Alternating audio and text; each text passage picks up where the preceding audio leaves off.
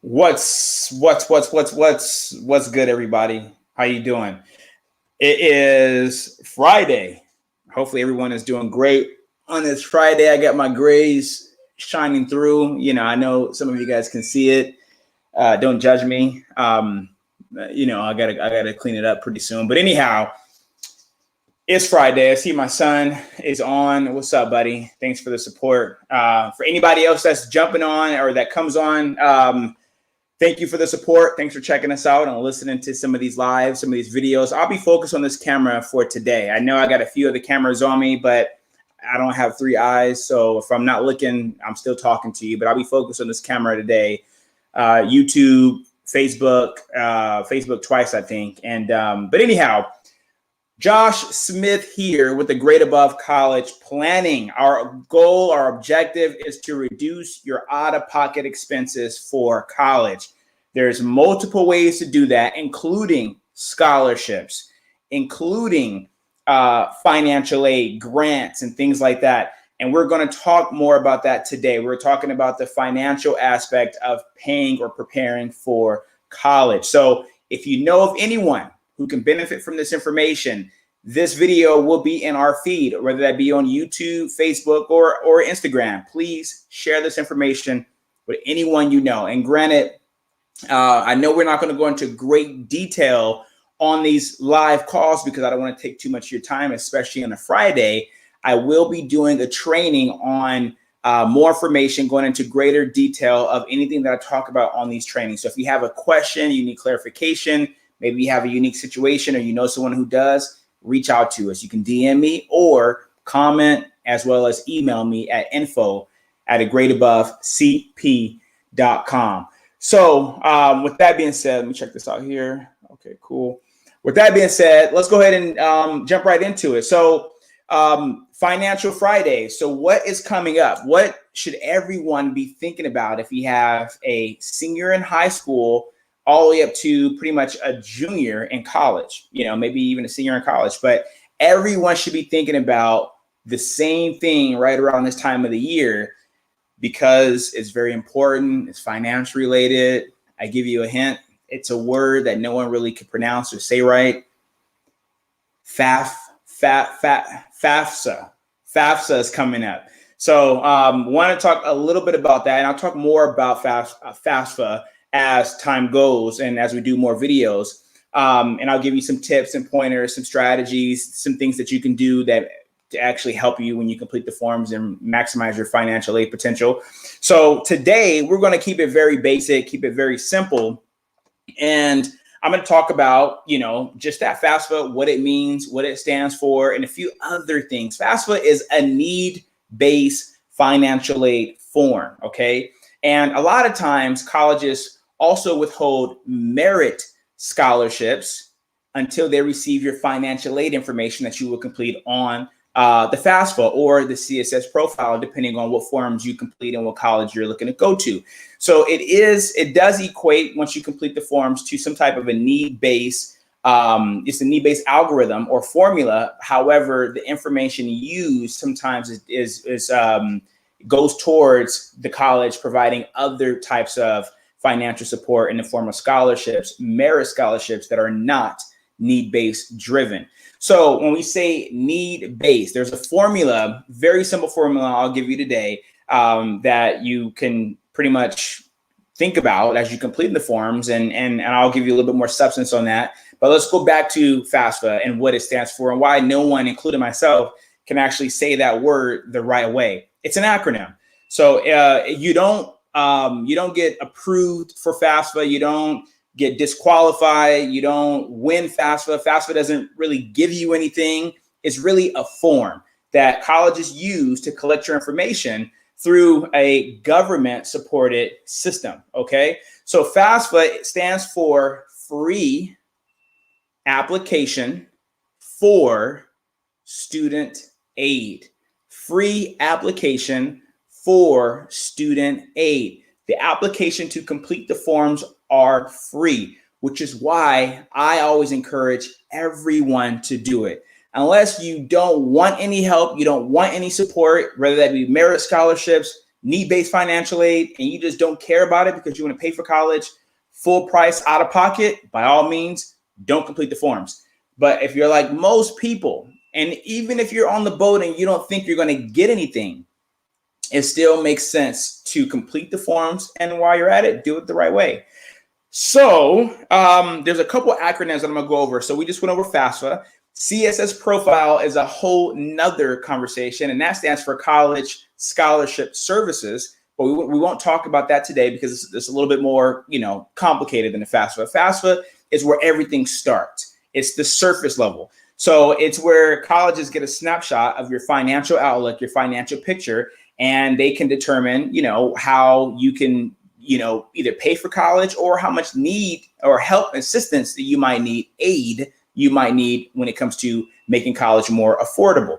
So what I always tell people is you want to maximize your aid eligibility, whatever you can do to maximize your aid eligibility. Guys, I've come across people who are, they earn $150,000 a year, $400,000 a year. They have their own businesses. They're great investors. They make a lot of money, and sometimes they have a lot of assets, and they still can qualify for need-based financial aid. So don't discount the idea. You just have to do it the right way. And there's always a strategy involved. So think of FAFSA as it comes up in October 1st, as like tax season. You have to do planning. You want to do the proper planning and the proper preparation to complete the forms. You don't just want to wing it. You don't want to just do it without really putting much thought or planning into it. The more thought and planning you do, the better off and the better your results might be. That can increase your ability to receive financial aid and reduce what you pay out of pocket. So a couple of acronyms. We talked about FAFSA. We're going to talk about EFC and COA. If you're a new parent or family entering the whole college space and this is all new to you, you're going to hear a ton of acronyms. There's so many different acronyms, especially on the financial side, but just across the board, admissions, so many different acronyms. And we're talking about FAFSA, EFC, and COA today. What do those mean? So we just talked about FAFSA, free application for student aid, okay, which is why no one can ever pronounce it. You usually hear FAFSA, FAFSA, but we're all pretty much saying the same thing. So if you hear someone say that, you know exactly what they mean. EFC, that stands for your expected family contribution. That's the minimum amount that a college is going to expect you to pay. Now your EFC is going to be different depending on the school. There are schools that use a IM, institutional method to determine your aid eligibility, but most schools use the FM, federal method, to determine your aid eligibility. Now, if it's a private school, your EFC may be one thing. If it's a public school, your EFC may be something completely different. But don't worry about that just yet. We'll talk about that in another video. What you need to understand is EFC stands for your expected family contribution. That could be changing for the next season's FAFSA, going into something called the Student Aid Index, SAI. They may remove EFC completely and go with a different acronym. Great, right? Just when you learn EFC, they kind of change it. But that's what happens. Things change over time. But EFC, for the sake of our conversation, is your expected family contribution. And COA stands for cost of attendance. So usually you have a tuition and then you have the cost to attend. So tuition may be 20 grand, but the cost to attend a specific university may be another 20 grand, which is putting you in a situation where you need about $40,000 to pay for college. Okay. So COA is cost of attendance, EFC, expected family contribution. So what we want to do is we always want to lower that EFC. We want the EFC to be as low as possible. We don't want any mistakes. I've heard different statistics, but I heard a statistic recently where over 75% of families who complete the FAFSA make errors and or mistakes. So mistakes can cost you time and obviously money. So you don't want to make any mistakes on the FAFSA if you can help it. And you want to complete the forms in the most efficient manner so you could be in the best position possible. So we want to lower your EFC as much as you can to increase your aid eligibility. All right. So now need-based formula, really simple. I gave you the acronyms. Hopefully you got a pen or paper. If not, you can watch this video again. We got EFC, we got COA. We're going to reverse that. So COA goes on top, if we're writing on the board a math equation, it goes COA, cost of attendance, minus your EFC, expected family contribution, equals your need. Okay, COA at a specific university minus your EFC equals your need. When you complete the FAFSA, you're going to get a EFC. You're going to get some type of EFC. And that EFC can be, I've seen them in a 96, 90, or $100,000+. I've seen them as low as zero. So once you put in all your financial information, your family makeup, and your family information, and if you do it right, you're going to get a number. Hopefully that number is as low as possible for your unique situation and your family makeup. But regardless of how you do it, you're going to get a number. And you're going to get that EFC. You're going to take your COA, subtract the EFC, and then once again, that is your need, if you have a need. So for example, let's plug in some real hypothetical numbers, real hypothetical. So what we're going to do is, let's say that the cost to attend a university is $50,000. Your EFC is $10,000. The minimum, the amount the college is going to expect you to pay, you take the 50 minus the 10 equals $40,000 need, or a $40,000 gap. So colleges know your situation. They go, wow, this person can only afford to pay about 10 grand a year. So in order for them to attend our campus or attend our university, this student to be accepted, we need to help them at about $40,000. That's why it's important to have a low EFC. Same scenario with the $50,000 COA. Now let's say the EFC is $60,000. And believe me, I've seen them a lot higher, right? So $50,000 cost to attend, $60,000 EFC. Now you have a no need, you have a surplus, right? So you don't expect any type of financial aid, because when you complete those forms, colleges say, wow, this person right here can actually afford to pay 60 grand a year. It only costs 50,000 a year to attend our university. There's no financial aid whatsoever. So what I always say, and what I always tell a family is, that might be the case, but do you know for sure? How do you know?